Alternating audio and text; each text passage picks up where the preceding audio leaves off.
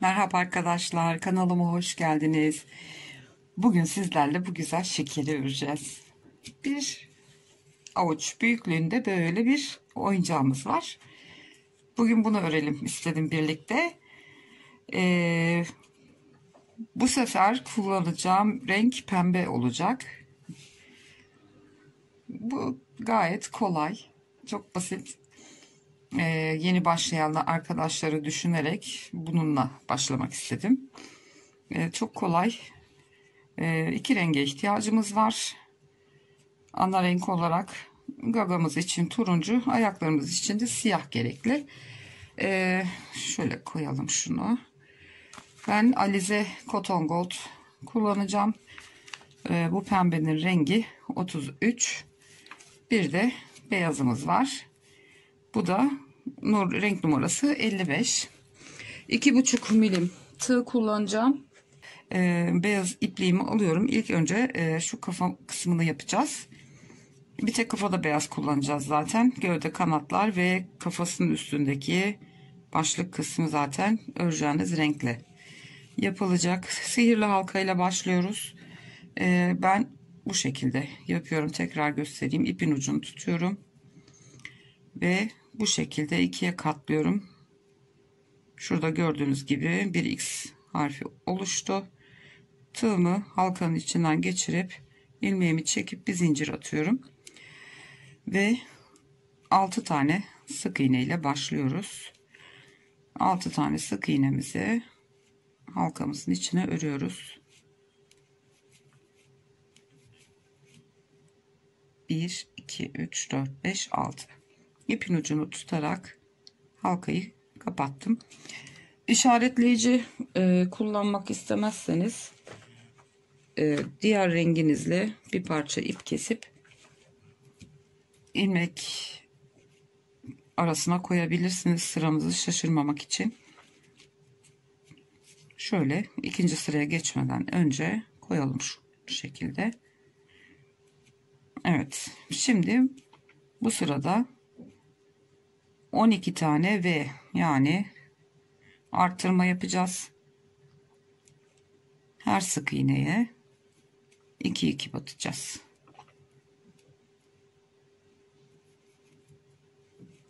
Evet, ilkine battım. Her sık iğnenin başına 2 tane sık iğne yapıyoruz ve 12 tane sık iğneye ulaşıyoruz bu sırada.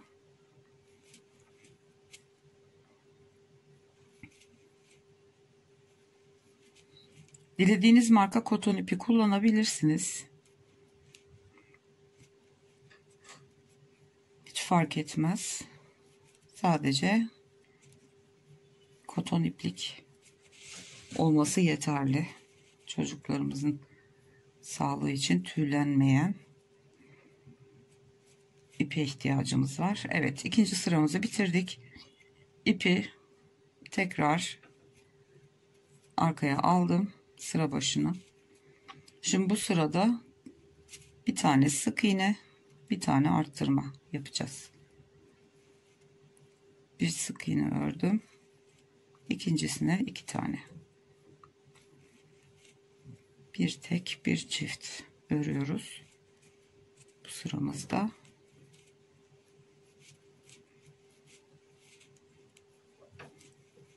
Bir tek bir çift olarak sıramızı tamamlayıp bu sırada 18 tane sık iğnemiz olacak.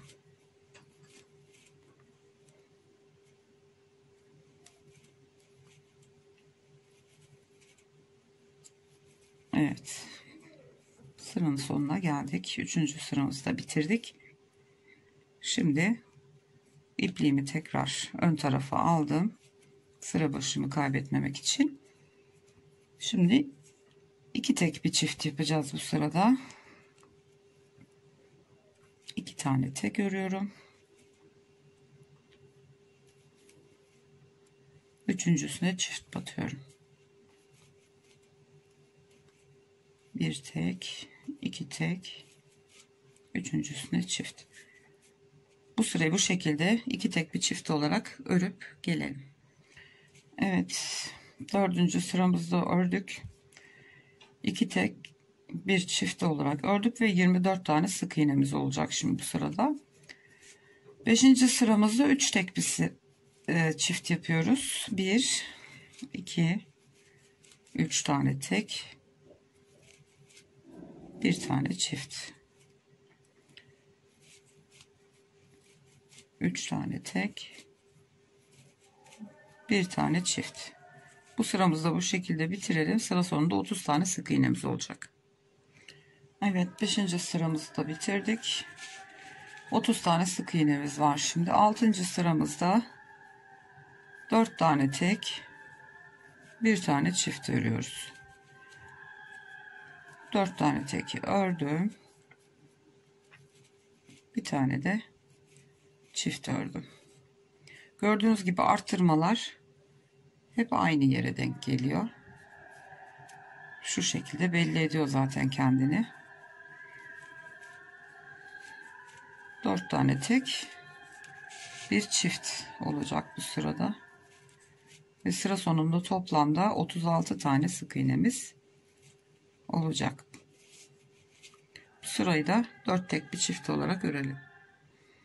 Evet, 6. sıramızı da bitirdik. 4 tek bir çift örerek 36 tane sık iğnemizi yaptık. Şimdi 7. sıradayız. Ve artış yaptığımız son sıra bu. 5 tane tek bir çift öreceğiz. 1 2 3 4 5 tane tekimi ördüm. Gördüğünüz gibi yine arttırmanın ikinci ilmeğine geldim. Tam buraya çiftimi yapıyorum. Yine 6 kere yapıyoruz bu işlemi.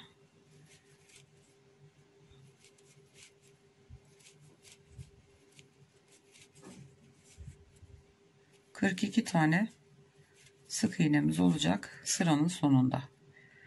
4 tane tek bir çift, pardon 5 tek bir çift örerek sıramızı tamamlayalım. Evet arkadaşlar, 7 sıramız bitti. En son 5 tek bir çift olarak ördük ve toplamda 42 tane sık iğnemiz var. İşaretleyicimi öne aldım ve başlıyorum. Bu sırada şimdi hiçbir şey yapmadan 42 tane sık iğneyi öreceğiz. Arttırma, eksiltme yapmıyoruz.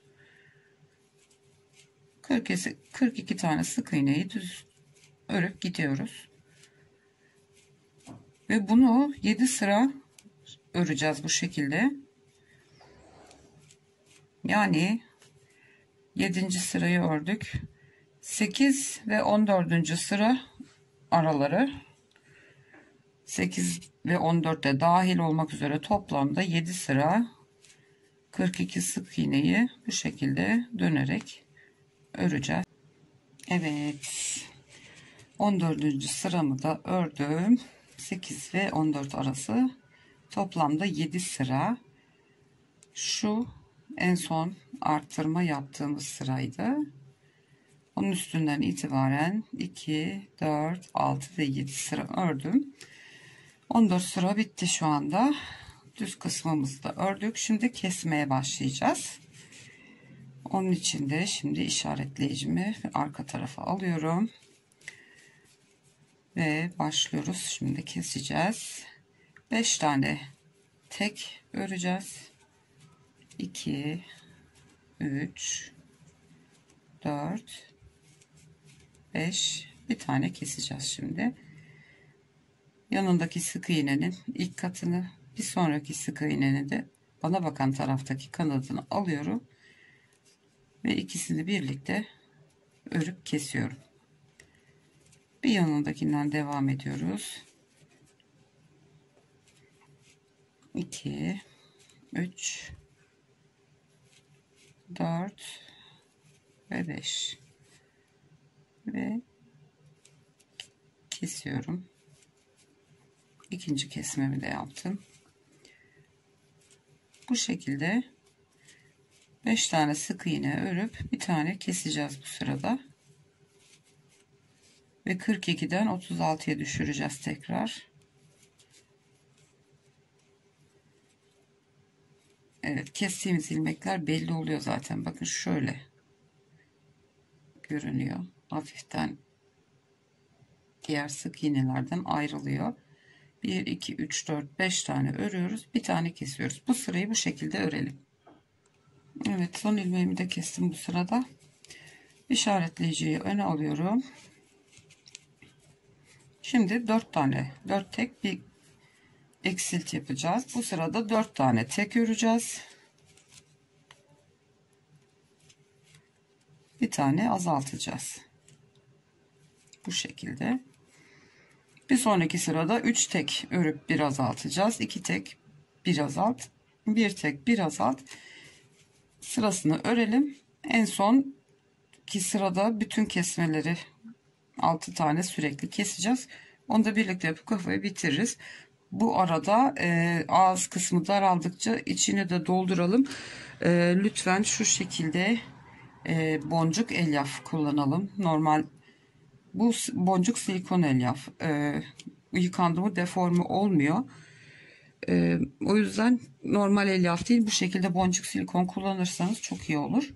Şimdi bir ör bir kes sırasını yapalım, tekrar birlikte olacağız. Evet arkadaşlar, şimdi bir ördüm bir kestim. O sıraya kadar ördüm ve 12 tane sık iğnemiz kaldı. Şimdi bunların hepsini 6 kere keseceğiz ve en son 6 ilmeğimiz kalacak. İçinde güzelce sıkıcına doldurdum. Hatta çok az bir şey daha koyabiliriz. Şöyle tığımın arkasıyla. Törpü de çok güzel iş görüyor bu arada. Elyafı tuttuğu için içine ittirdiğinizde tekrar geri çıkmıyor.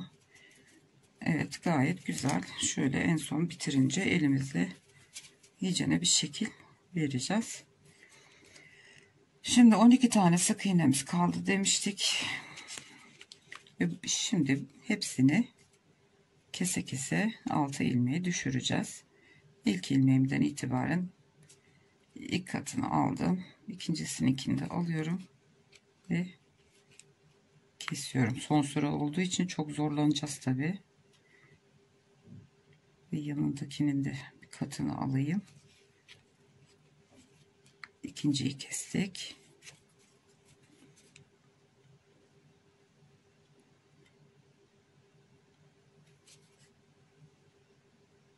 Şöyle üçüncü kesmeyi yaptık.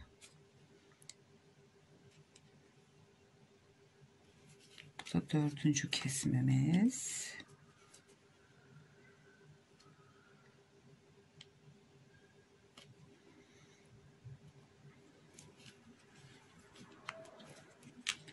Beş ve sonuncusu.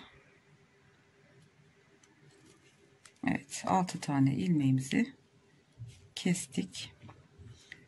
Bir tane zincir çekiyorum ve ipi kısa keseceğiz çünkü gövdeden ip bırakıp başa dikeceğiz. Şimdi düğümümüzü sıkılayalım. Bir yanındaki sık iğneye şöyle arkadan girip şu ilmeğimizi içeriye çekelim.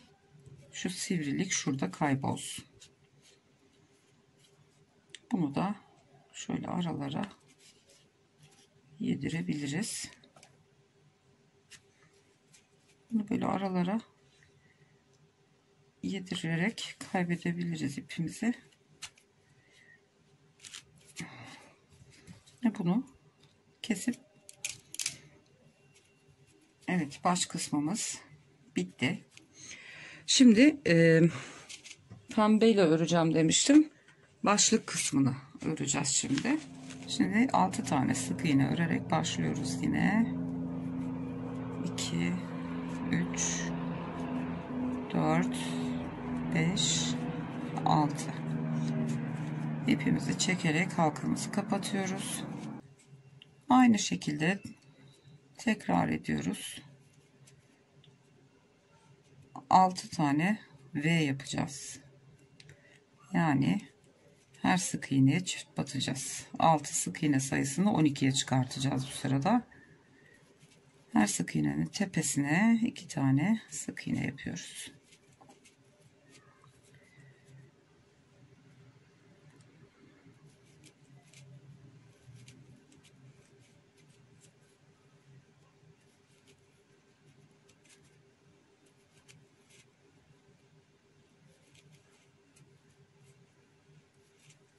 Evet. Hepsinin üstüne ikişer tane örerek 12 taneyi elde ettim. İşaretleyiciyi arkaya alıyorum. Ve bir sonraki sırada bir tek bir çift örüyoruz. Demin baş kısmında uyguladığımız arttırma sayılarının aynısı. Bu şekilde örerek 5 tek bir çift örüp 42 tane sık iğne elde edene kadar örelim ki sık iğneye ulaştım. Şimdi 8. sıradayız. 8 dahil 13 dahil toplamda 6 sıra artırma eksiltme yapmadan her bir sık iğneye bir tane batarak öreceğiz.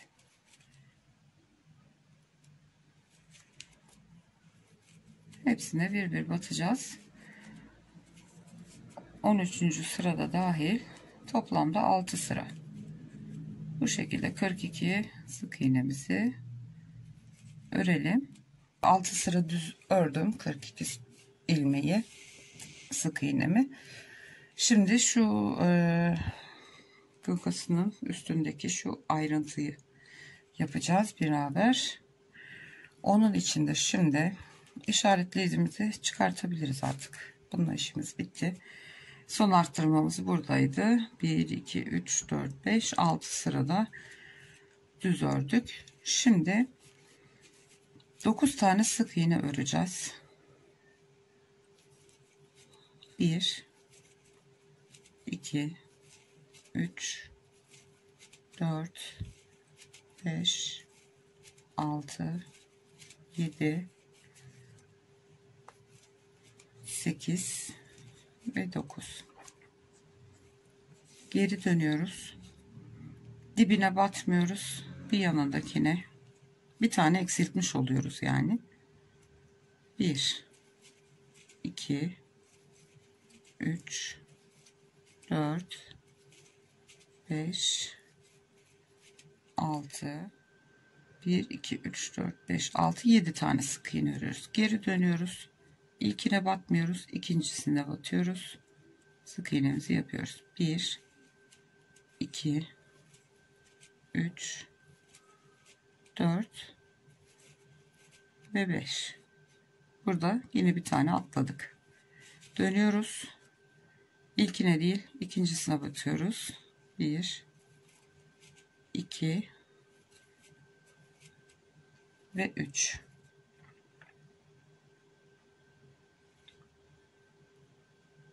Üç taneyi ördük. Şimdi tekrar döndürüyoruz. Dibine batıyoruz bu sefer. 2 3 tane sık iğneyi ördük eksiltmeden. Şimdi dönüyoruz. İlkini atlıyoruz. İkincisine batarak bir tane sık iğne örüyoruz. Ve şimdilik bu burada bitti. Şu kenardaki tırtıkları kapatmak zincir çekelim. Hemen yanına batıp bir tane sık iğne. Bir yana batıp bir tane sık iğne. Bir yana batıp bir tane sık iğne. Komple bütün etrafını bir sıra sık iğne dönelim. Kenarlarımız düzgün dursun. Buraya şey yapalım, kaydırma zinciri yapalım. Şöyle boştan geçiriyoruz. İlmeğe batıp ipi alıyoruz, kaydırıyoruz. Bu şekilde geçelim.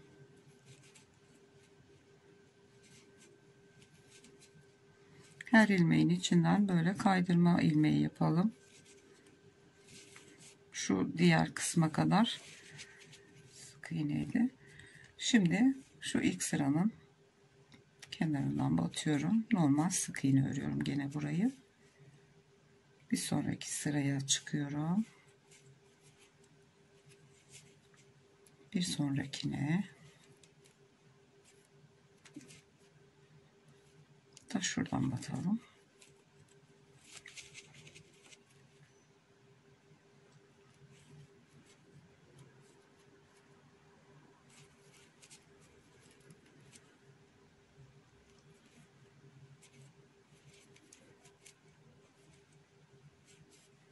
Evet, buraya bir kere daha batalım. Ve şu köşemizle kaydırma zincirini birleştirelim. Bir zincir çekelim. İpi biraz uzun bırakarak dikiş için keselim. Evet, düğümümüzü de sıkıştırdık. Bu şekilde kenarımızı örmüş olduk. Bunu şimdi böyle, şurası tepe noktası. Bunu şu şekilde arkadan doğru, yani tepe noktası burada, arkasından doğru geçireceğiz böyle. Yani bunun tepe noktası arkaya bakacak. Kafanın tepe noktası burada kalacak. Ay. Şu şekilde kafasına geçireceğiz bunu. Hatta altta dikiş yeri kalsın. Şu bitiş noktamızdan biraz daha şöyle. Bu şekilde bunu böyle yerleştireceğiz başına. Şu alt kısmı hani dikmek için birazcık pay bırakarak.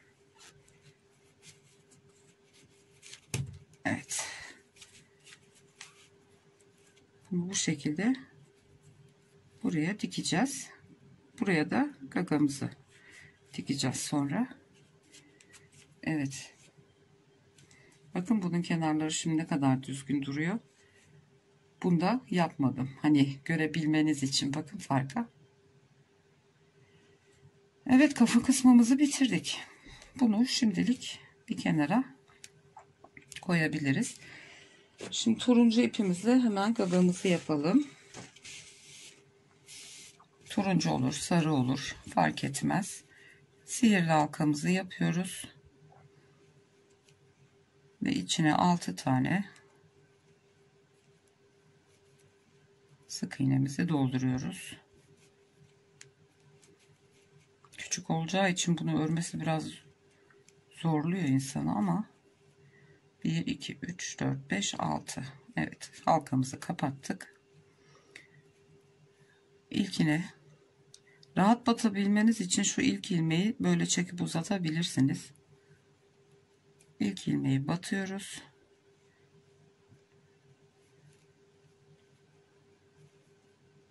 Ve bir tane sık iğne örüyoruz. Bir yanındakine yine bir tane sık iğne örüyoruz. Burada hepsine bir tane sık iğne öreceğiz. Arttırmak yok.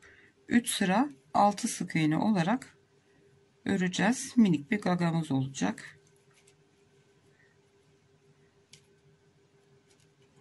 Dediğim gibi biraz zorlanacağız ama.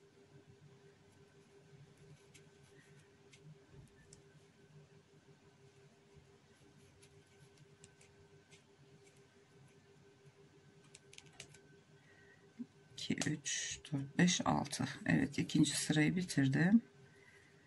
Şimdi bir sıra daha şöyle dışa döndürerek, şimdi birazcık büyünce şöyle ikiye katlayın, tutması daha rahat olur.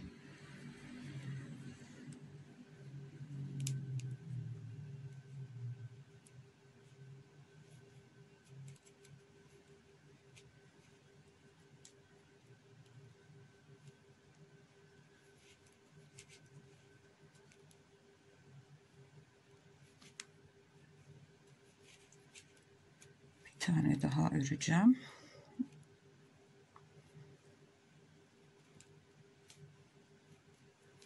Evet, azıcık ip bırakalım.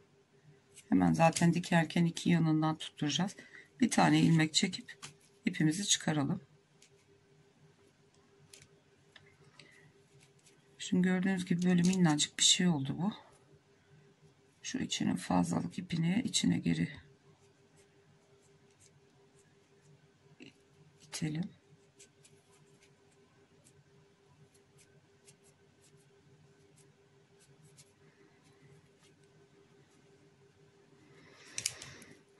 Bu ipin burada böyle kalmasını ben sevmiyorum. Dikerken çirkin bir görüntü oluşturuyor. O yüzden yanındaki ilmekten böyle arkadan öne doğru tığımla batıyorum. Ve bu ilmeği önden arkaya doğru çekiyorum. Şu şekilde sıfırlanıyor. Bu şekilde daha güzel oluyor. Şimdi dikerken buradan böyle, bunu içeri almasaydım burada böyle bir çıkıntı oluşacaktı. Evet, bu da minnacık gagamız. Biraz daha vaktimiz var. İsterseniz ayaklarından birini de göstereyim. İkincisini siz yaparsınız. Bir dahaki videoya da sadece şey kalsın. Gövde ve kanat kalsın. Şimdi bunu da yine 6 sık iğne yapacağız sihirli halkaya. Koyu renk biraz görmeniz zor olacak ama zincirimi çektim. 6 tane sık iğne dolduruyorum şimdi. 1 2 3 4 5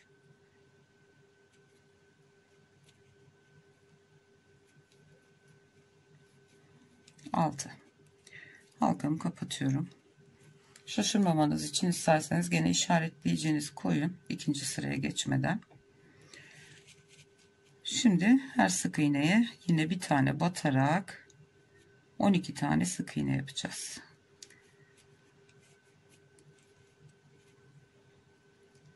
Her sık iğneye 2 batıyoruz. 2 3 4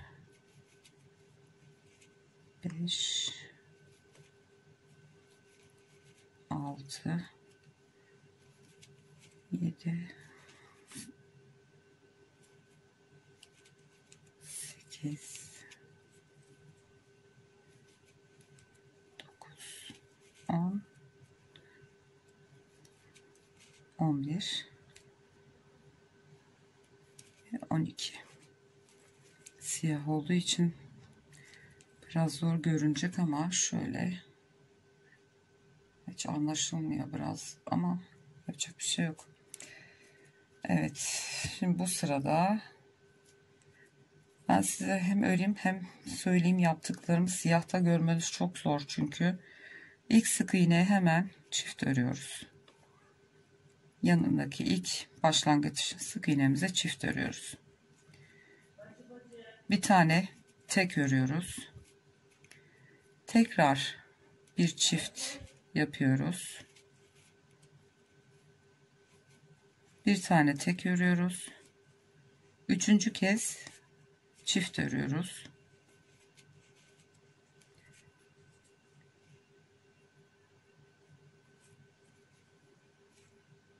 Ve sıra başına kadar 1 2 3 4 5 6 7 tane tek ördük ve toplamda 15 tane sık iğnemiz oldu. Ne yaptık? Tekrar anlatayım. Siyah olunca maalesef işte görünmüyor. İşaretleyicimizden sonra hemen ilk sık iğneye çift battım. Bir sonrakine tek battım. Bir sonrakine çift battım. Bir sonrakine tek battım. Bir sonrakine tekrar çift battım. Yani bir çift, bir tek, bir çift, bir tek, bir çift ördüm. 3 tane arttırma yapmış olduk. Ve geriye kalan 7 tane sık iğneyi her sık iğnenin başına birer tane batarak tamamladım. Ve toplamda 15 tane sık iğnemiz oldu. Şimdi bu şekilde 3. sıramızda bu. 4. sıra dahil, 9. sıra dahil 6 sıra bu 15 ilmeği örelim gelelim. Evet arkadaşlar, birden 9'a kadar sıram bitti benim. 6 sıra 15 ilmeği ördüm. Şimdi eksiltme yapacağız. 2 tane sık iğne örüyoruz. 1 2. Ondan sonra bir tane eksiltme yapıyoruz. Tekrar 2 sık iğne örüyoruz.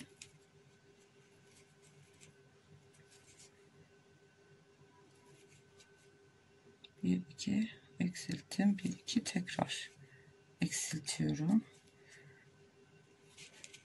Ben bile görmekte zorlanıyorum siyahı.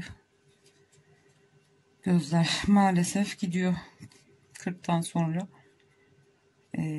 Eksilttik. Şimdi tekrar 2 tane sık iğne öreceğim.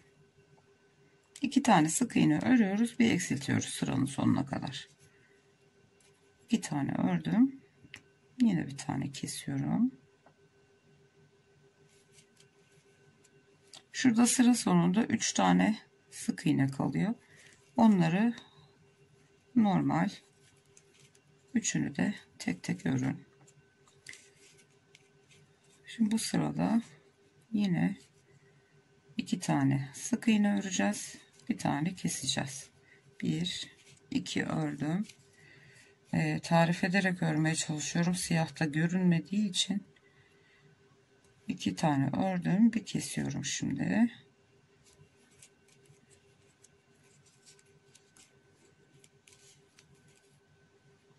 Tekrar 1 2 tane ördüm. Bir tane kesiyorum.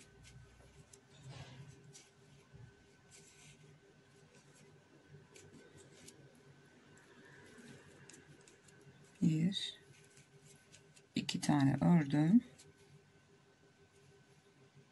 ve bir tane kestim. Tam sıra sonuna denk geldik. Yani 3 kere 2x 1 azalt yaptık. 2 tane sık iğne ördük, bir kestik. 3 kere tekrar etmiş olduk. Şimdi bu sırada tamamını hep keserek gideceğiz.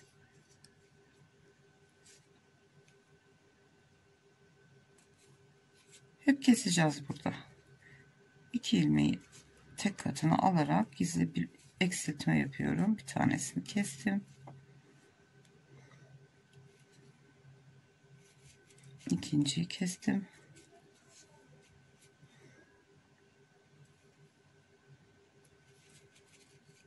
Üçüncüyü kestim.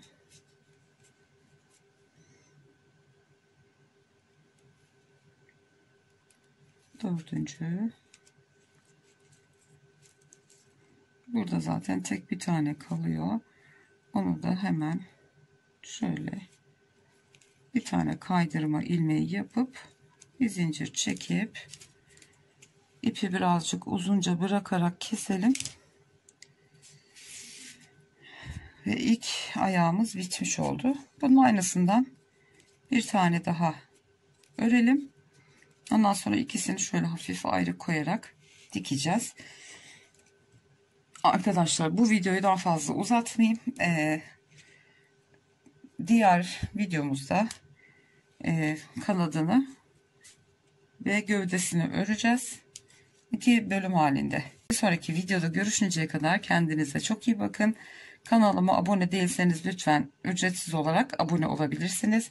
Beğeni ve yorumlarınızı da esirgemezseniz çok mutlu olurum.